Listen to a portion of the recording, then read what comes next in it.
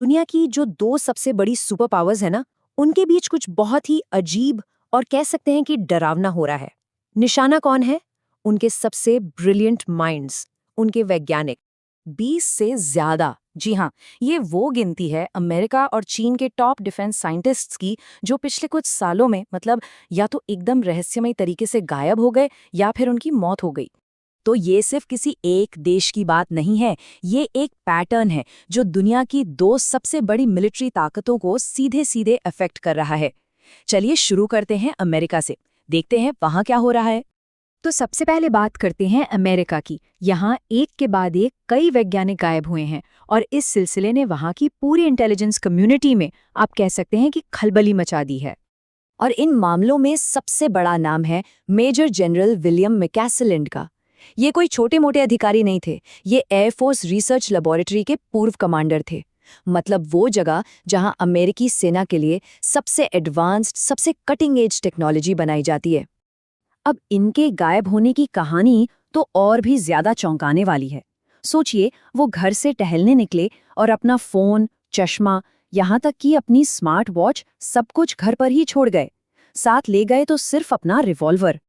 एक और केस है मोनिका रेजा का।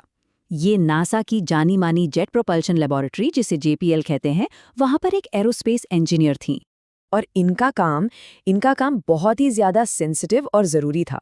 ये रॉकेट्स के लिए सुपर अलॉय मेटल्स की स्पेशलिस्ट थी। ये वो खास मटेरियल होते हैं जो रॉकेट इंजन को जबरदस्त गर्मी और प्रेशर से बचाते हैं। मतलब इनके बिना आज के स्पेस मिशन प्रैक्टिकली पॉसिबल ही नहीं है। लेकिन ये जो अजीब सिलसिला है ना, ये सिर्फ अमेरिका में नहीं हो रहा। अब चलिए दुनिया के दूसरे कोने में, चीन। वहां भी कुछ ऐसा ही और शायद उससे भी ज्यादा डरावना पैटर्न देखने को मिल रहा है।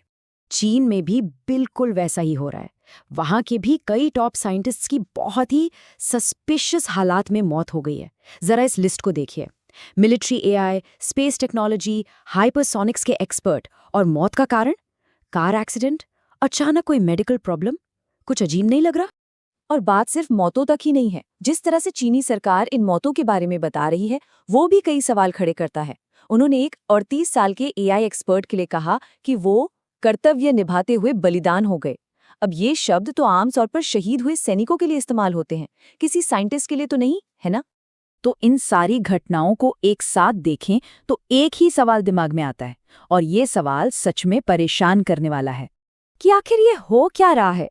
क्या ये सब बस दुखद इत्तेफाक है, या फिर पर्दे के पीछे कोई बहुत बड़ा खेल चल रहा है? और देखिए, इस बात को सिर्फ कंस्पिरेसी थ्योरिस्ट ही नहीं कह रहे। अमेरिका के कुछ सांसद भी ओपनली अपनी चिंता जता रहे हैं। जैसे एरिक बलिंसन का कहना है कि ये एक विदेशी ऑपरेशन हो सकता है, जिसका सीधा मकसद अमेरिका की टेक्नोलॉजिकल बढ़त को रोकना है। मामले की गंभीरता का अंदाजा इसी बात से लगा सकते हैं कि अब अधिकारी भी इसे बहुत सीरियसली ले रहे हैं। एफबीआई ने इसकी पूरी जांच शुरू कर दी है और खुद प्रेसिडेंट ट्रंप ने इसे काफी गंभीर मामला कहा है। तो कुल मिलाकर हमारे सामने दो बड़ी थ्योरीज आती हैं। पहली, साजिश वाली थ्योरी, जो कहती है कि ये एक साइलेंट वॉर है, एक खुफिया जंग है जिसमें दुश्मन देश एक दूसरे के वैज्ञानिकों को टारगेट कर रहे हैं। और दूसरी है संयोग वाली थ्योरी, जिसके हिसाब से ये सब बस अलग अलग दुखद हादसे हैं जिनका आपस में कोई कनेक्शन नहीं है। अब ये समझने के लिए कि ये मामला इतना इतना ज्यादा जरूरी क्यों है, ये जानना होगा कि आखिर ये जो साइंटिस्ट्स गायब हो रहे हैं या मर रहे हैं, ये काम किस चीज पर कर रहे थे। और ये कोई छोटी मोटी चीजें नहीं है। हम बात कर रहे हैं हाइपरसोनिक मिसाइलों की, मिलिट्री एआई की, स्पेस डिफेंस की। मतलब ये वो टेक्नोलॉजीज हैं जो जंग का पूरा नक्शा ही बदल सकती हैं। सोचकर देखिए, ऐसी मिसाइलें जिन्हें कोई भी डिफेंस सिस्टम रोक नहीं सकता, या ऐसी एआई जो बिना इंसानों के जंग के मैदान में फैसले ले सकती है। तो ये जो दिमाग कल की डिफेंस टेक्नोलॉजी बना रहे थे, वो आज गायब हो रहे हैं। ये सिर्फ कुछ लोगों की कहानी नहीं है, ये अमेरिका और चीन दोनों की नेशनल सिक्योरिटी पर एक बहुत बड़ा सवालिया निशान है। तो जब तक दोनों देशों में जांच पूरी नहीं हो जाती, दुनिया बस इंतजार कर रही है और सोच रही है कि ये जो कुछ भी हो रहा है, ये सिर्फ कुछ दुखद संयोग हैं या फिर एक खामोश खुफिया जंग।